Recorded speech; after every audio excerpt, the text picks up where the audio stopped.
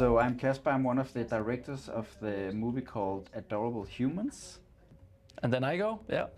I'm Frederick, and I'm one of the producers of Adorable Humans.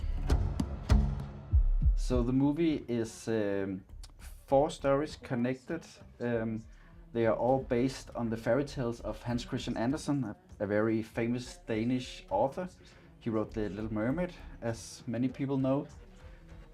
So it's an anthology movie, so we're 4 directors and we each try to interpret one of his stories. This is the first time, yeah? Yeah. But actually there is many people in Denmark who talks about how fantastic City Built Bear is, so we are very excited to be here. Yeah, really? Right? Yeah. A lot of people talk great about this city, yeah. Yeah. The Basque, what is the Basque? So I heard something about the Basque country. Oh, the Basque what? How do you say You it? know more than I do. Something. I don't know much about this city, but it looks beautiful. But it's a lovely city and first time at Fan. Yeah, and people seems nice. Yeah, for now. For now, yeah. Anything can happen. Let's see what happens. Yeah, so we are so happy to be here, and we're really looking forward to have some great days here on Fan. Oh yeah.